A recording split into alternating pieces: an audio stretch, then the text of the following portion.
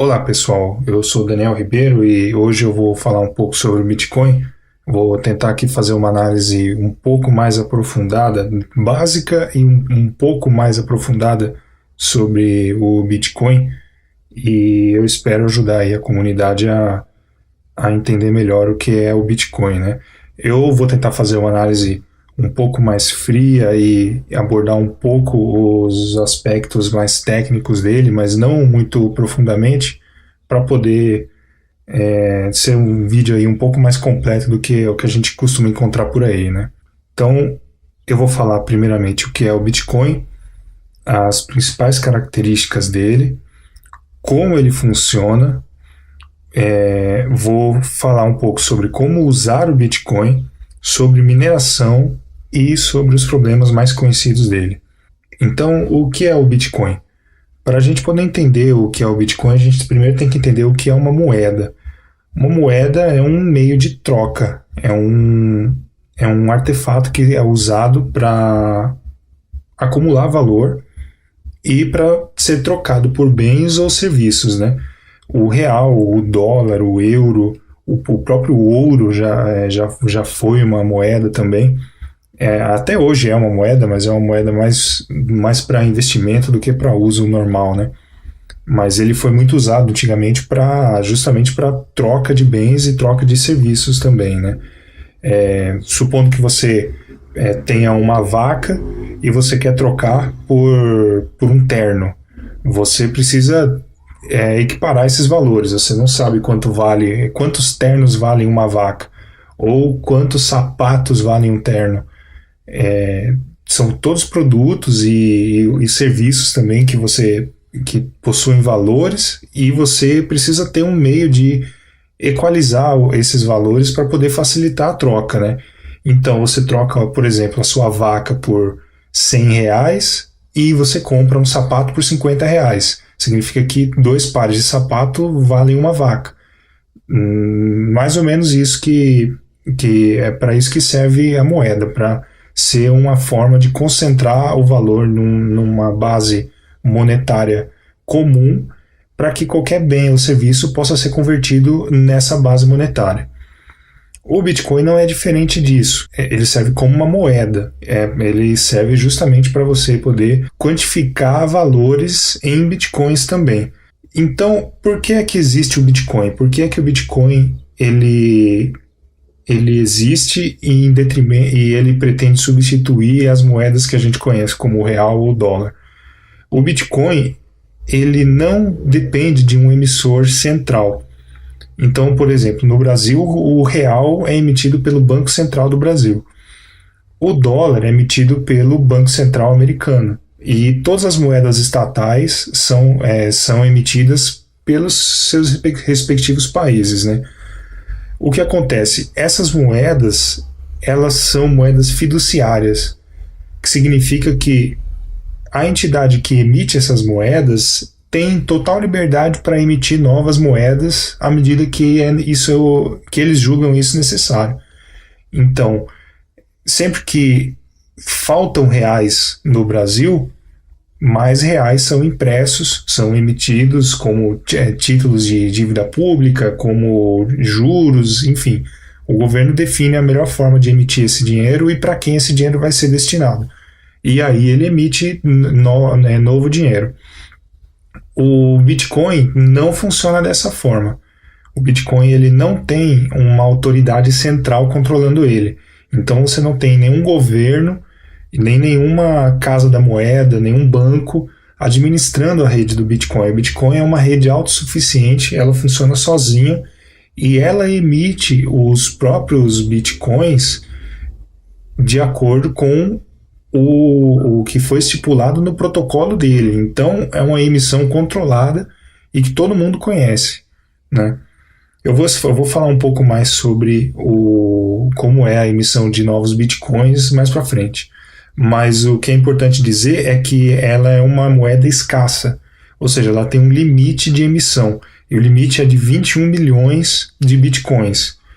21 milhões pode parecer pouco, mas esses bitcoins eles podem ser divididos em até 8 casas decimais.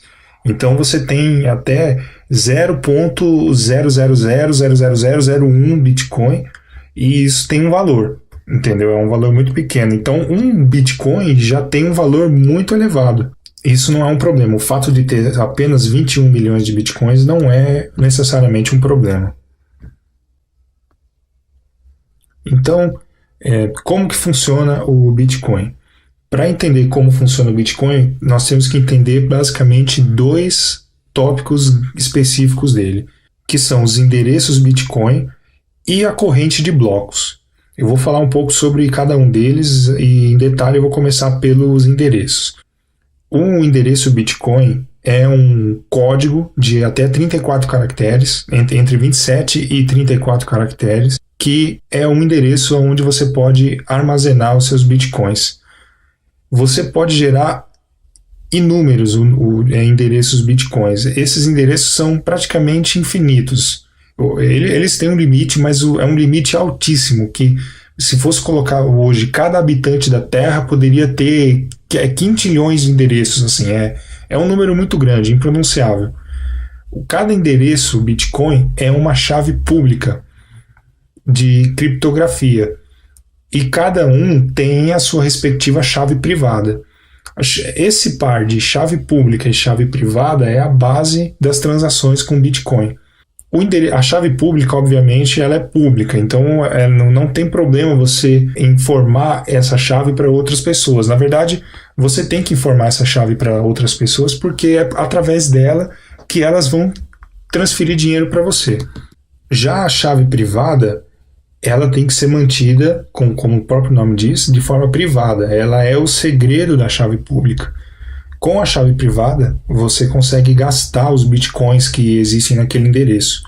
Então, essa é a parte secreta que você tem que manter. É como se fosse a senha daquela chave, daquele endereço.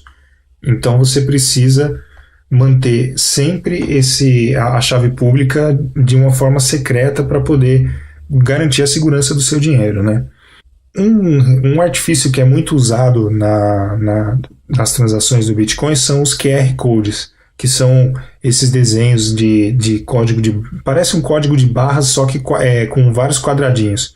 Esse QR Code nada mais é do que a representação desse código, dessa chave pública, de uma forma gráfica. Essa forma é muito fácil para câmeras e para leitores de tela conseguir ler isso e identificar isso como um código. Então, na verdade, sempre que você vê um código desse aqui, você pode ter certeza que ele representa ou um QR Code ou um endereço de internet. É só uma forma de facilitar a leitura desses endereços por aparelhos, por leitores de código de barra ou por celulares, câmeras de celular, enfim. A corrente de blocos é a segunda base do Bitcoin. O que é a corrente de blocos? É um banco de dados distribuído. Simples assim. A corrente de blocos é um banco de dados que é aumentado a cada 10 minutos. Esse é o tempo que o protocolo do Bitcoin define como o tempo ideal de criação de cada bloco. E a corrente de blocos, ela é formada por blocos de transação. Então, cada bloco da corrente de blocos possui internamente as transações que foram realizadas naquele momento. E a cada 10 minutos um bloco novo é gerado. Isso significa que as transações são incluídas na corrente de blocos a cada 10 minutos. Sempre que você transfere dinheiro de uma pessoa A para uma pessoa B, isso é uma transação. Você está movimentando o dinheiro. E essa transação ela vai ficar armazenada num bloco da corrente de blocos. Qual que é o segredo da corrente de blocos? Cada bloco possui a informação de qual era o bloco anterior a ela. Então, para você poder reprocessar um bloco antigo, você teria que reprocessar todos os blocos que aconteceram depois desse bloco que você quer reprocessar. Isso, computacionalmente, é impossível de fazer, porque para você poder gerar cada bloco, a quantidade de processamento que um computador tem que fazer é muito grande. Então, para você reverter uma transação antiga, ou para você estornar essa transação antiga, é praticamente impossível. Isso na verdade é possível. Eu vou descrever mais para frente um ataque que é chamado do ataque dos 51%, mas para isso o atacante teria que ter mais de metade da capacidade de processamento de toda a rede no mundo inteiro. Então é praticamente impossível disso acontecer. O que acontece com a corrente de blocos é que cada bloco é gerado de uma forma que o bloco atual precisa ter a informação de qual é o bloco anterior a ele. E esse bloco anterior a ele tem a informação do bloco anterior e esse do anterior. E é por isso que é chamado de corrente, porque é formada uma corrente sempre a partir de um bloco. A corrente de blocos, ela é pública, ela é conhecida por todo mundo. Isso significa que todo mundo tem acesso a todas as transações que são realizadas dentro da rede Bitcoin. Então, sempre que uma pessoa A manda dinheiro para uma pessoa B, essa transação ela é publicada e todo mundo que tem a corrente de blocos vai ter uma cópia dessa transação. Isso é o que garante que não vai haver o gasto duplo. Ou seja, quando eu transfiro uma moeda da minha carteira para a carteira de um amigo meu e eu tento transferir essa mesma moeda no futuro para outra pessoa, essa segunda transação não vai funcionar, porque essa outra pessoa vai saber que essa moeda já foi gasta anteriormente. Por quê? Porque as transações são públicas, entendeu? Essa é a forma que o protocolo garante que o dinheiro não vai ser duplamente utilizado, fazendo com que as transações sejam públicas. Como que o anonimato das transações é garantido, então? Ninguém sabe qual é o seu endereço do Bitcoin. O Bitcoin os endereços são códigos, mas esses códigos não estão associados a uma pessoa. Então você não tem como saber que o João tem aquele endereço e ele transferiu 1 milhão de Bitcoins para outra pessoa. Isso não acontece. Você não tem como saber de quem é cada endereço, entendeu? Então é dessa forma que o anonimato das transações é garantido. Contanto que ninguém saiba qual é o seu endereço, ninguém vai saber que você tem esse dinheiro. Bom, eu vou falar um pouco agora sobre como usar os bitcoins. Para usar os bitcoins, você obviamente tem que ter pelo menos um endereço de bitcoin. E o endereço, ele fica na sua carteira. A carteira, o que é? Ela é um programa que você pode ter ou instalado no seu computador, ou instalado no seu celular, ou num site especializado nisso, uma web wallet, né, que chama, ou mesmo num papel. Você pode ter uma carteira em papel também. A carteira ela serve para quê? Ela serve para acumular os seus endereços Bitcoin. Então você pode ter um ou mais endereços. Na verdade, o ideal é que você tenha um endereço para cada transação que você vai fazer. Então a carteira ela serve para isso, para poder agrupar os seus endereços e facilitar a gestão do seu dinheiro. O jeito mais fácil que eu considero para usar bitcoins, e isso é uma opinião pessoal, obviamente, é com um smartphone. Você tem a sua carteira no seu celular, você tem lá então o seu dinheiro e você consegue usar isso na rua, você consegue usar isso na internet, consegue usar em qualquer lugar. Você consegue enviar e receber dinheiro de uma maneira muito fácil, né? Eu vou demonstrar aí o funcionamento básico de uma transação em uma loja virtual ou em uma loja física, mas basicamente é igual de qualquer forma. Então, para usar os bitcoins, eu vou dar dois exemplos aqui, um para uma loja virtual e outro para uma loja física, né? Uma loja da rua, assim, que existe de verdade. Em uma loja virtual, o funcionamento é bem simples. Você escolhe os produtos que você quer comprar. Na hora de você fechar a sua compra e fazer o pagamento, você escolhe a forma de pagamento Bitcoin e a loja vai gerar um endereço e vai te dar o valor que você tem que transferir para esse endereço. Basta então que você pegue esse endereço, coloque lá na sua carteira, pode ser no seu smartphone ou pode ser no computador. Você faz a transferência do valor que está sendo solicitado por um endereço e em questão de segundos a loja já vai receber a primeira notificação de que o pagamento foi realizado e vai prosseguir com o seu pedido normalmente. Se você estiver fazendo um pedido de alguma coisa que seja mais cara ou que exija algum tipo de confirmação, a loja pode esperar que essa transação seja confirmada em alguns blocos antes de liberar o pedido para você. Isso acontece a cada 10 minutos. Cada 10 minutos é gerado um bloco com todas as transações que aconteceram naquele período e a sua transação vai ser uma das transações que vai estar contida no próximo bloco. Isso garante que a transação não vai ser estornada, não vai ser revertida. A partir de 2 ou 3 confirmações já é suficiente para a transação ser praticamente impossível de ser revertida. Se você tiver... Tem até um ditado aí. Se você estiver vendendo uma casa usando bitcoins, você espera 6 confirmações, ele que vai levar 1 hora, e tá tudo certo. Você tem certeza que esse dinheiro não vai ser estornado nunca mais. Em lojas físicas, a situação, a compra de Bitcoin, a venda de produtos e serviços também é simples, entendeu? Um estabelecimento, por exemplo, um restaurante que quer passar a aceitar bitcoins também, pode ter um smartphone ou no próprio computador, no sistema de gestão, ele pode fazer a cobrança em bitcoins também.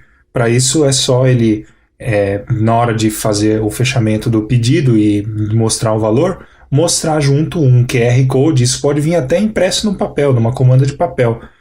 E aí você, com o seu smartphone, você escaneia o QR Code, faz o pagamento e em questão de segundos o restaurante vai receber a notificação do primeiro pagamento. Como as transações desse tipo de estabelecimento geralmente são de baixo valor, você paga um almoço, paga um produto que seja mais barato e tal, você pode trabalhar sem ter as confirmações em tempo real. Você vai receber a primeira confirmação a partir de 10 minutos, mas a chance de que você tenha um gasto duplo com uma transação originada a partir de um celular é muito pequena. Então, você pode ficar tranquilo com relação a isso, se você for o dono do estabelecimento, né? A compra é bem tranquila também. Bom, para você comprar ou vender bitcoins, existem basicamente 2 formas. Uma é através da casa de câmbio e a outra é diretamente de outra pessoa, né? Existem algumas casas de câmbio que são chamadas de exchanges lá fora, né? Aqui são casas de câmbio, como o Mercado Bitcoin, o Bitcoin to You, o Bitfication, entre outros aí que aceitam depósitos em reais e você pode comprar bitcoins usando reais, né? Elas são uma mistura de casa de câmbio com bolsa de valores, porque você coloca ordens de compra e ordens de venda nesses sistemas e você pode comprar ou vender os seus bitcoins pelo valor que você achar conveniente, né? Outra forma de fazer isso é diretamente das pessoas que têm bitcoins. Então, existem sites, por exemplo, o Local Bitcoins, onde você pode anunciar que você está querendo comprar ou vender bitcoins.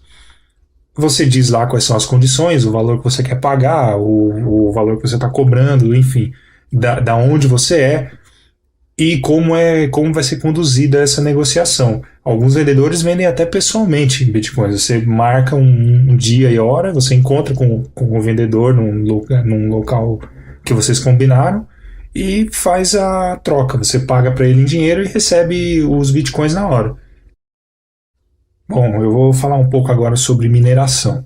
Eu falei anteriormente que os blocos são gerados a cada 10 minutos e e que eles contêm todas as transações e tal, mas você deve estar se perguntando se o Bitcoin não tem uma autoridade central, então quem é que gera esses blocos, né? Onde eles ficam armazenados, né? E a resposta para isso é o processo de mineração. A mineração, ela é quando é um processo computacional, né? São computadores que fazem isso. E esses computadores, eles estão conectados em rede, pela internet, né? Mas numa rede P2P, que é uma rede descentralizada, criada especificamente para esse fim. E o que acontece? Esses computadores todos estão competindo para descobrir o próximo bloco.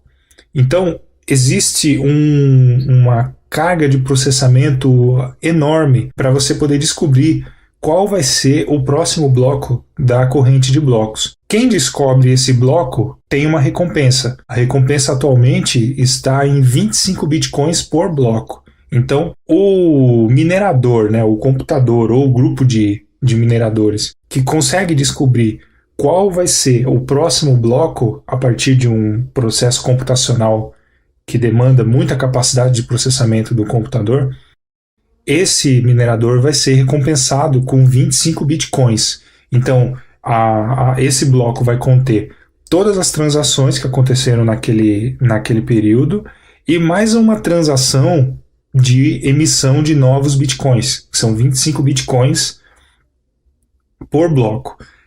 O tempo médio de criação de cada bloco é de 10 minutos. Ele pode não ser exatamente 10 minutos, mas o protocolo tenta colocar como tempo ideal 10 minutos. Então, o que acontece? Prevendo que a cada ano, a cada 6 meses, sei lá, a capacidade de processamento dos computadores fica mais e mais potente, né, mais veloz, o protocolo prevê que o cálculo que é necessário para poder fazer um novo bloco tem que ser dificultado. Então, o que ele faz? A cada 2016 blocos, o protocolo verifica quanto tempo, em média, os últimos 2016 blocos foram gerados para poder definir qual vai ser a dificuldade dos próximos 2016 blocos. Se você colocar numa linha do tempo, 2016 blocos, se forem gerados a cada 10 minutos, dá exatamente 2 semanas. Então, a cada 2 semanas, a dificuldade da mineração é recalculada pela própria rede, e a própria rede define que o processo de mineração vai ser mais difícil ou mais fácil, né? Isso tudo depende do quê? Da capacidade de processamento de toda a rede. Então, no começo do Bitcoin, por exemplo, em 2009, com um computador simples da época, com uma placa de vídeo barata, já era suficiente para poder minerar Bitcoins com relativa facilidade, né? Hoje em dia, existe hardware especializado na mineração de Bitcoins, hardware que consegue superar milhares de vezes o desempenho de uma placa de vídeo para essa tarefa, né? Então, a dificuldade aumentou absurdamente, né? O índice de dificuldade aumentou muito para poder compensar o avanço tecnológico da rede, você entendeu? Então, isso significa o quê? Que minerar usando o seu computador e uma placa de vídeo já não serve para mais nada, porque esse equipamento não tem velocidade suficiente para acompanhar o resto da rede, entendeu? Só que isso não é um problema. Eu costumo dizer o seguinte: o dinheiro não é para você imprimir em casa, entendeu? Você não imprime reais em casa, você não imprime dólares, euros, você não escava o chão da sua casa para tentar achar ouro. Você entendeu? Então você não tem que minerar. O dinheiro não foi feito para ser criado assim. É claro que se você puder, se você tiver condições de hardware para poder fazer isso, é uma forma de você ganhar dinheiro. Assim como existem empresas de mineração que mineram ouro. Eles ganham dinheiro com isso. Entendeu? Mas isso não é necessário. O dinheiro ele foi feito para quê? Para ser trocado. Você troca o seu trabalho por dinheiro, você troca o seu dinheiro por produtos e serviços. Então, o processo de mineração não é fundamental para o Bitcoin. Quem pode minerar já está minerando. E você sozinho, com um computador simples, com uma placa de vídeo, você provavelmente não vai conseguir minerar nada. Mesmo que você tenha hardware dedicado para isso, que são os ASIC miners, são equipamentos criados especificamente para a tarefa de mineração. Esses equipamentos eles são muito mais potentes do que um computador normal, mas ainda assim, sozinhos, eles não representam praticamente nenhum poder de processamento se comparado ao da rede. Então você tem vários equipamentos, vários computadores competindo para poder descobrir o próximo bloco da corrente de blocos, inclusive o seu. Então a sua chance de descobrir o próximo bloco é a mesma fração de capacidade de processamento do seu computador em relação ao restante da rede. Ou seja, nos dias atuais é muito pouco, entendeu? A rede atualmente está com uma capacidade de processamento de 5.000 terahashes por segundo. Então, são 5.000 trilhões ou 5 quatrilhões, né, de assinaturas por segundo. O hash é a assinatura, é o cálculo que é necessário para poder descobrir um bloco. Então, você tem 5 quatrilhões de assinaturas sendo tentadas por segundo para poder você descobrir um bloco a cada 10 minutos. Entendeu? Se o seu computador não faz nada próximo disso, então você realmente não tem que estar minerando. Você pode usar o Bitcoin, você faz suas compras, você vende, você negocia, mas você não tem que estar minerando. Certo? E eu já falei sobre a recompensa, né? A recompensa ela também é o seguinte, ela é reduzida a cada 4 anos. Então ela já foi de 50 bitcoins por bloco. Agora, em 2013, ela passou a ser de 25 bitcoins por bloco. Daqui 4 anos, ela vai ser reduzida pela metade novamente, vai ser de 12,5 bitcoins por cada bloco, e assim sucessivamente. A cada 4 anos, a recompensa é diminuída pela metade. Por que isso? Porque o Bitcoin é uma moeda escassa, ela é uma moeda que nunca vai ultrapassar os 21 milhões de bitcoins. E ela só vai atingir esses 21 milhões de bitcoins no ano de 2140. Então está muito longe ainda, você entendeu? Qual que é a ideia? O Bitcoin sendo escasso, sendo um ativo que não pode ser gerado descontroladamente, ele vai se valorizar, certo? Hoje nós estamos em novembro de 2013. Um Bitcoin vale R$2.000. E a tendência de que esse valor aumente ainda mais e só aumente no futuro. Por quê? Porque o Bitcoin é uma moeda deflacionária, enquanto o real é uma moeda fiduciária, ou seja, uma moeda que inflaciona. O governo ele vai seguir imprimindo novos reais descontroladamente, provavelmente, e isso vai desvalorizar cada real. Comparado ao Bitcoin, que não pode ser impresso, não pode ser criado descontroladamente, ele vai só se valorizar em relação ao real e a todas as outras moedas estatais, que são todas moedas fiduciárias. Ainda sobre mineração. Se você sozinho, com o seu computador ou com o seu ASIC miner, você provavelmente não consegue minerar um Bitcoin, porque se você está concorrendo com tantas outras máquinas, a sua chance sozinho de conseguir descobrir um bloco e ele ganhar 25 Bitcoins é muito pequena. Então, para resolver esse problema, existem os pools de mineração, que são os grupos de mineração. São pessoas que resolveram criar grupos para poder fazer um processamento distribuído e juntas descobrirem um único bloco. Então você tem, por exemplo, um grupo com 1.000 mineradores. Somando toda a capacidade de processamento de todos esses 1.000 mineradores, você vai ter um número maior, um número mais representativo. Qual que é a ideia? É que todos esses mineradores juntos consigam achar um bloco e achar os 25 bitcoins. Dessa forma, esses 25 bitcoins são rateados entre todos os mineradores, de acordo com a forma com que cada um contribuiu para esse pool, né? Então, você aumenta a frequência com que você ganha a recompensa, mas você diminui a recompensa porque você tem que dividir ela com os outros mineradores do mesmo grupo, né? É uma forma de ganhar o dinheiro mais rapidamente, né? Bom, agora eu vou falar um pouco sobre os problemas conhecidos. Um deles eu já tinha adiantado, que é o ataque de 51%.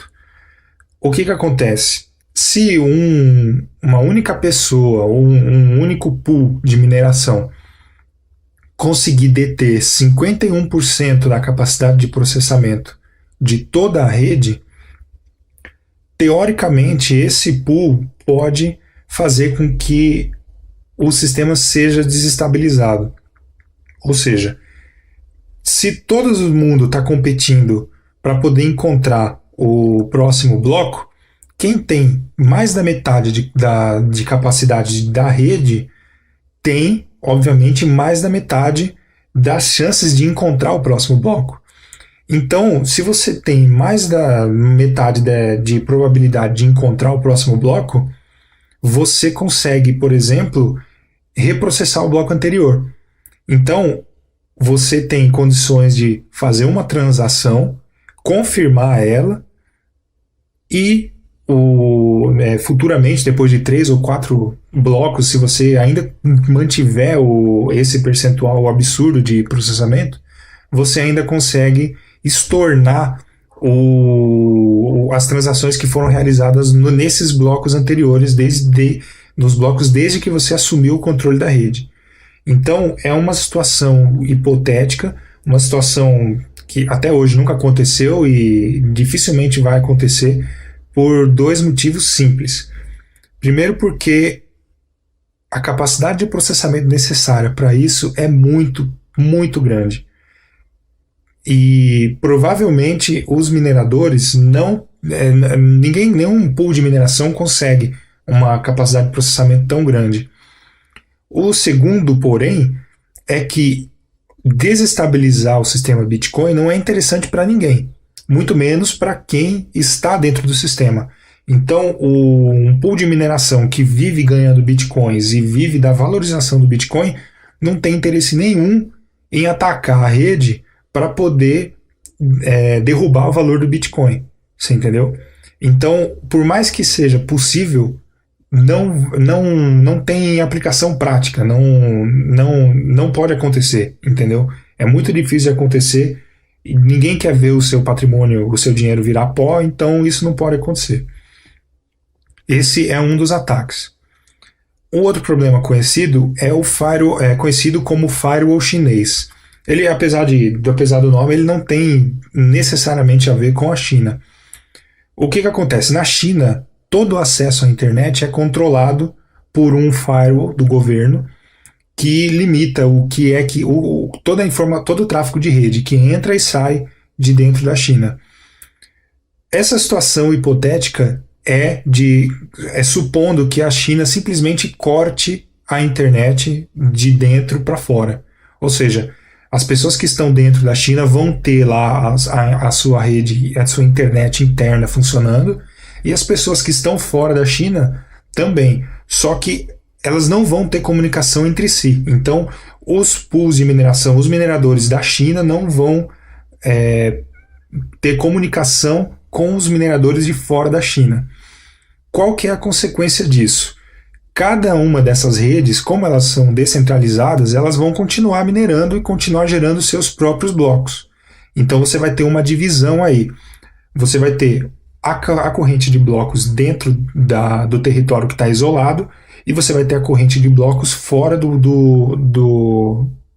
dessa rede isolada. E esses blocos vão continuar a ser criados a cada 10 minutos ou o tempo que for necessário para isso. E isso pode, então, gerar são 2 correntes de blocos distintas, entendeu? O protocolo Bitcoin está preparado para isso, Porém, o que acontece nesse caso não é legal, porque quando as redes voltarem a ter comunicação umas com as outras, uma com a outra, o protocolo Bitcoin define que a maior corrente de blocos deve prevalecer.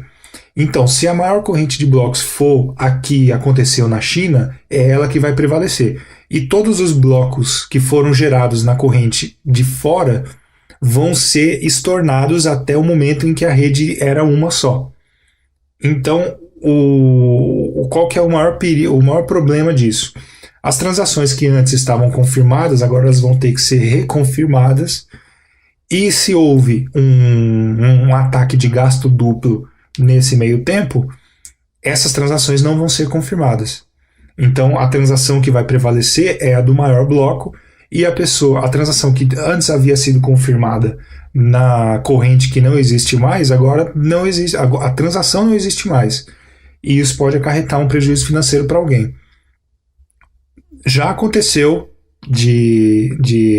da blockchain se dividir uma vez.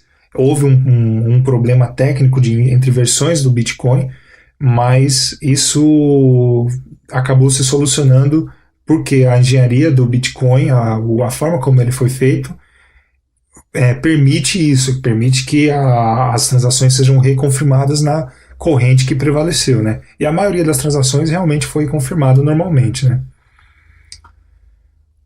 O terceiro e o quarto problema que eu vou relatar aqui, eles não são de ordem técnica, e sim de ordem política, que é, por exemplo, uma proibição estatal. Imagine que o governo brasileiro, por exemplo, proíba qualquer tipo de negociação usando bitcoins. Então, isso é um problema de ordem legal. As empresas, por exemplo, uma empresa que antes aceitava bitcoin, vai passar a não aceitar mais. As negociações de Bitcoin respaldadas por um processo legal não vão estar mais. E o empresário ele não quer trabalhar fora da lei, entendeu? Se você tem um comércio, se você tem uma empresa, uma loja de eletrodomésticos, por exemplo, você não vai querer ter um fiscal do governo pegando no seu pé porque você aceita Bitcoins também. Você vai simplesmente parar de aceitar Bitcoins, e isso não é bom para a economia do Bitcoin. É uma possibilidade, pode acontecer. Obviamente, isso não vai parar o Bitcoin. Ele vai provavelmente dificultar a adesão do Bitcoin em um determinado país, no Brasil, nos Estados Unidos, em qualquer lugar onde ele for proibido. Mas a rede em si vai continuar funcionando. Então, essa é uma preocupação também. E outra preocupação é a economia deflacionária do Bitcoin. Não necessariamente isso é um problema. Há quem diga que você ter uma economia deflacionária é bom, porque o valor do seu dinheiro é mantido. Então, por exemplo, se você tem hoje um Bitcoin que vale R$2.000 e amanhã ele vale R$2.500, o seu poder de compra aumentou. Você não teve que trabalhar mais por isso, você só guardou, você só poupou o seu dinheiro e amanhã o seu dinheiro vale mais. Isso é uma economia deflacionária. É o contrário da economia inflacionária, que é a economia que a gente está acostumado a conhecer. A gente vai você vai num supermercado hoje comprar um pacote de biscoitos, ele custa R$1. Se você for o mês que vem, ele custa R$1,20. Então, o seu poder de compra diminui. Se você guardou reais, se você simplesmente guardou o seu dinheiro e não trabalhou para aumentar o seu dinheiro, amanhã o seu dinheiro vale menos. Isso é uma economia inflacionária. O Bitcoin é o contrário, é uma economia deflacionária. Há quem diga que isso é um problema, porque isso faz manter o poder de quem tem mais dinheiro. E em parte é verdade. Se você tem a capacidade de poupar o seu dinheiro, você vai ter mais poder. Só que ninguém consegue poupar para sempre. Você entendeu? Numa economia deflacionária, os juros não compensam o investimento. Os juros são baixos. Então você acaba tendo que gastar o seu dinheiro para poder viver, para poder pagar suas contas, para poder comer, para poder vestir e fazer tudo. Então, o seu dinheiro, uma hora ou outra, vai ter que entrar em circulação de novo e vai parar na mão de alguém. Essa é uma forma de fazer a economia andar, né? Outra forma é a forma como a economia inflacionária é, que ela obriga todo mundo a trabalhar para poder manter o valor do não o valor do dinheiro, mas manter-se no com dinheiro, com poder de compra equivalente, entendeu? Então você tem que trabalhar para você poder ter dinheiro, para você poder emprestar dinheiro, por exemplo, para os outros e cobrando juros por isso. Os juros é sempre o valor da inflação mais o valor do seu lucro. Então os bancos ganham muito dinheiro com isso e essa é uma forma de abordar também. Eu não vou dizer aqui o que é melhor e o que é pior, mas isso fica para você, né? Bom, então só para concluir, a gente viu que o Bitcoin é uma moeda escassa, então ela é deflacionária. Ela não é controlada por nenhum governo, nenhuma empresa. A emissão dela é constante e conhecida por todos. Ela é pseudo-anônima. As transações são públicas, mas ninguém sabe quais são as partes que realizam essas transações. As transações não podem ser estornadas. As transações elas têm um custo muito baixo ou são praticamente gratuitas. O Bitcoin permite microtransações, então você consegue fazer transações de 10 centavos, equivalente a 10 centavos de real, 1 centavo. Se você quiser transferir 1 centavo para alguém, você consegue fazer isso usando Bitcoin. Cada vez mais estabelecimentos aceitam Bitcoin. Então, por exemplo, o Subway lá dos Estados Unidos já está aceitando Bitcoins. O WordPress aceita Bitcoins. Aqui no Brasil nós temos alguns estabelecimentos também que aceitam. E que o Bitcoin é fácil de integrar com os sistemas atuais. Se você tem uma loja, se você tem um site que vende alguma coisa, você pode facilmente receber Bitcoins. Isso não é difícil de integrar com o seu sistema atual. Tá certo? Eu espero que vocês tenham gostado do vídeo. Deixem aí comentários, sugestões, dicas. Se eu cometi algum erro, vocês me dizem aí. E eu estou à disposição para qualquer esclarecimento. Um abraço e até mais, hein?